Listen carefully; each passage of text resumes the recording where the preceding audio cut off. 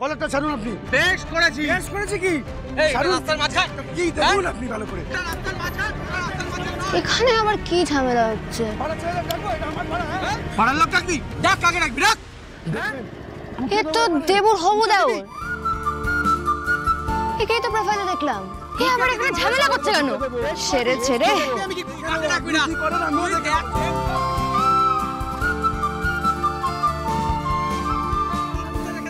এই হচ্ছে কি? ছাড়ুন, ছাড়ুন।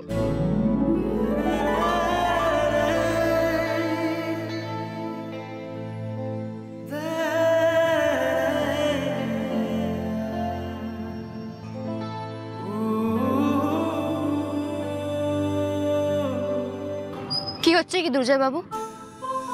কলকাতার লোক হয়ে ব্যাপারে এসে ঝামেলা করছেন? জানেন কত সমস্যায় পড়তে পারেন? এই তুমি কে বলো তো? এখানে সালিশি করছো আর আমার নাম জানলে কি করে? আমি যেই হই, দাদার জন্য মেয়ে দেখতে এসে রাস্তা দাঁড়িয়ে ঝামেলা করছেন কেন? আর এই যে ভাই, আপনি একটু সাইড দিয়ে গেলেই তো হয়ে যেত। ভদ্রলোকের সাথে ঝামেলা করছো কেন? দোষ তো তোমারও। আরে রাস্তায় এমন ভাবে গাড়িটা রেখে দিয়েছে, যাওয়ার তো জায়গা নেই। কি করবো? আর উনি ভদ্রলোক। এই প্লিজ, আর কোনো ঝামেলা নয়। আর এই যে আপনি আমাকে চেনেন তো? আমার বাবা বিশ্বনাথ দেবরাকেও চেনেন। হ্যাঁ ম্যাডাম। তাহলে প্লিজ এবার গাড়িটা সরিয়ে দিন, যান। আর এই যে আপনিও বাইকটা সরিয়ে দিন প্লিজ, যান। বাবা, এত মাথা গরম! ডাক্তার হয়ে এত রাগ করলে চলে? বারবার করে বলেছিলাম মামুনি ঘর থেকে বেরোলে আমাকে জানাতে। বলেছিলাম তো বড় বৌমা, কেন জানাওনি? তোমরা তো অবাধ্য কবে থেকে হয়ে গেলে। না না বাবা, আসলে দেবযানীর আজকে পাকা দেখা তো, আর কলকাতা থেকে ওদের বাড়িতে না অনেক লোকজন এসছে। আর দেবযানী এত করে ফোন করলো রানীকে যে রানী যেতে বাধ্য হলো বাবা। তাহলে রানীর এটা বোঝা উচিত যে এইচএস পাশ করার পরেও বিয়ে করা যায়। বাড়ির একমাত্র মেয়ে, তাই যা ইচ্ছে তাই করছে। বাবা যখন জোর করে ওর বিয়েটা দিয়ে দেবেন তখনও বুঝবে বাবা ঠিক কাজই করেছেন। হ্যাঁ, সেসব ঠিক আছে, তবে আর কিছুক্ষণের মধ্যে প্রেসের লোকেরা এসে পড়বে। ওরা যদি রানীকে ইন্টারভিউ করতে চায়, তাহলে রানী না থাকলে তখন কি হবে? কি আবার হবে? ভালোই হবে, যা হবে। ছাড়ো তো বাবা। দেখো আজকালকার এই সোশ্যাল মিডিয়ার যুগে না ছেলে মেয়েদের মাথা এমনিতেই খারাপ হয়ে আছে, তার মধ্যে আবার প্রেস ইন্টারভিউ, এত তোল্লাই দেওয়ার কোনো দরকার নেই। ছাড়ো না, মিডিয়া এলে আমরা একটু জল মিষ্টি খাইয়ে বাড়ি পাঠিয়ে দেবো, বলে দেবো আমাদের বাড়ির মেয়েরা ইন্টারভিউ দেয় না, বাস। দেখো বাবা, একবার যদি নিউজ পেপারে রানীর ছবিটা বেরিয়ে যায়, তারপর ওকে আটকানো যাবে? একদম একদম কারেক্ট পয়েন্টটা ধরেছি স্যার। সেটাই বলছি বাবা। কি বলতো, কনফিডেন্স লেভেলটা না এই হাই হয়ে যাবে, যে ওকে আর কি বলবো ধরা ছোঁয়ার বাইরে চলে যাবে। তো রানী তো বুঝতেই পারছি না ওর বিয়ে দেওয়াটা আমাদের কাছে কত বড় একটা দায়িত্ব। যা হয় ভালোর জন্যই হয়। ও বেরিয়েছে, ভালো হয়েছে। প্রেসের লোকের সঙ্গে যেন দেখা না করে। হ্যাঁ, দেখো বাবা, সেই মেয়ের কোনোদিন সংসার হবে না যেই মেয়ের ওই সমাজ সেবার বাই সবসময় লেগেই থাকে।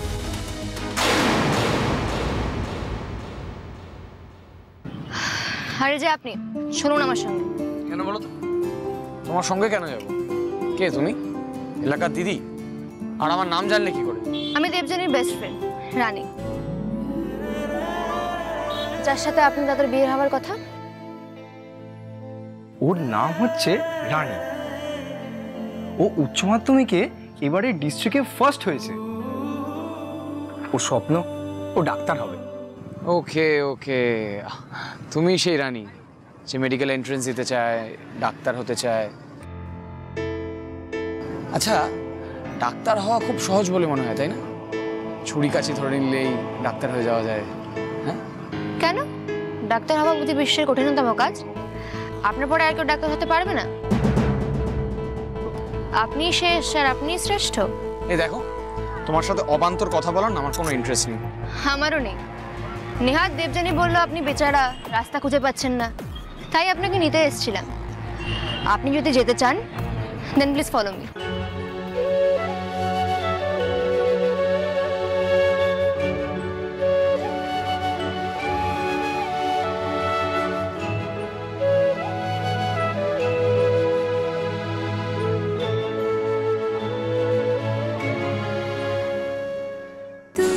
চোখে ভিড় করে থাক, খোলা স্বপ্নরা হাত ছুঁয়ে থাক, ঘর পাক ভোলা যত্নরা এই পৃথিবীর যত রং সব মাখবো মনে।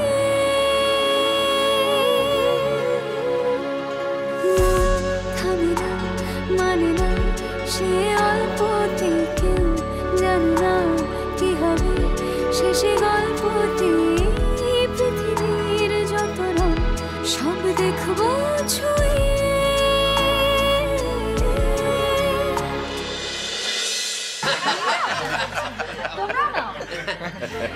আপনারা নিন। আরে ঠিক আছে ঠিক আছে, ব্যস্ত হবেন না, আপনি তো এলাহি আয়োজন করে ফেলেছেন। নাও দাদা শুরু করো। হ্যাঁ শুরু করা যাক। রাগ করে তাকিয়েছো কেন?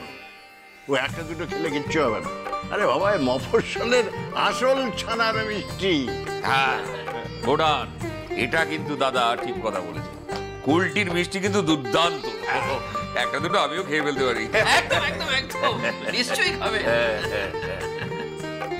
রিতম, রনক, বৌমারা তোমরাও খাও। হ্যাঁ, এ মিষ্টি না খেলে কিন্তু একদম মিস। খুব ভালো। আমরা আপনাদের প্রাণ ভরে খাওয়াবো, আপনারা খাবেন, খুশি হবেন। আরে মানুষকে খাইয়ে দাইয়ে খুশি করা, এর চেয়ে ভালো আনন্দ আর কিছু আছে? কি বলেন বিনায়ক বাবু? এই যা বলেছেন, আমরা মশাই এরকম খাইয়ে দাইয়ে রসে বসে থাকা মানুষ। একদম একদম একদম, আপনাদের দেখেই বুঝেছি।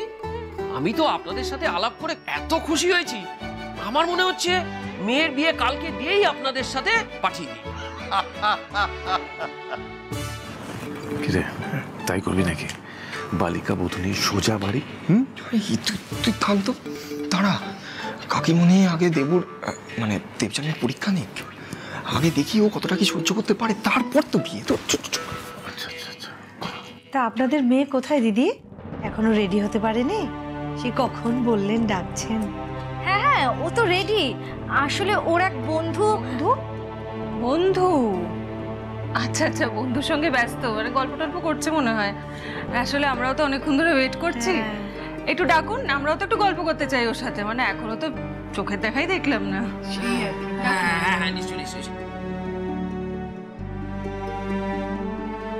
হ্যাঁ রে রিতম, জয় তো এখনো এলো না। ও তো ঘন্টা কানেকের মধ্যে ঢুকবে বলেছিল না? এই হ্যাঁ, তো এতটা টাইম হয়ে গেছে, আমি তো খেয়ালই করিনি। কোথায় গেল বলো তো, এখনো আসছে না।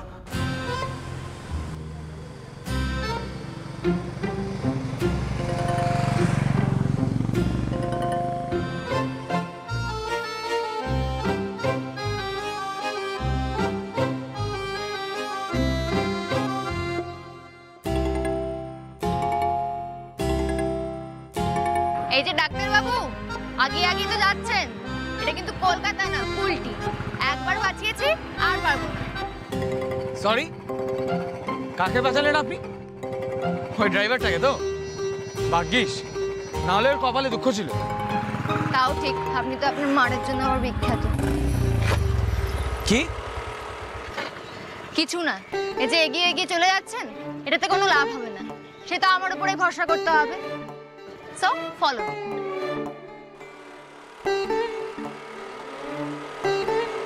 কি হলো? কিছু না।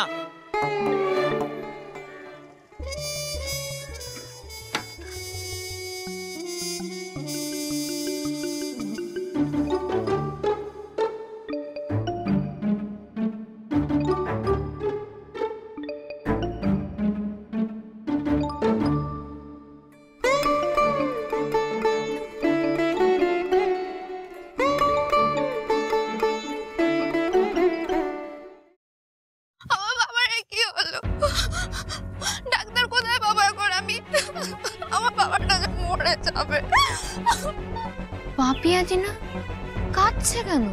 কেউ একটু সাহায্য করো না, কেউ একটু সাহায্য করো না। পাপিয়া দি, কাঁদছো কেন? রানী, আমার বাবাকে বাঁচা তুই। কি হয়েছে? রোদে কাজ করছিল, হঠাৎ পড়ে গেছে, কোনো কথা বলছে না, কিচ্ছু করছে না। আমি বুঝতে পারছি না কি করব। শান্ত হও, কিচ্ছু হবে না। কোথায় কাকু? মাঠের কাছে ওই চাতালটাই পড়ে রয়েছে। আমার বাবা মনে হয় না বাঁচবে। বাঁচবে বাঁচবে, কিচ্ছু হবে না, তুমি এসো আমার সঙ্গে, এসো। এক মিনিট এক মিনিট। দুজয় বাবু, আপনাকে একটা অনুরোধ করব, একটু পাপিয়াদির বাবাকে দেখবেন প্লিজ। আপনার মতো বড় ডাক্তার তো দূর, এখানে চট করে ছোটখাটো ডাক্তারে পাওয়া যায় না, একটু যাবেন প্লিজ।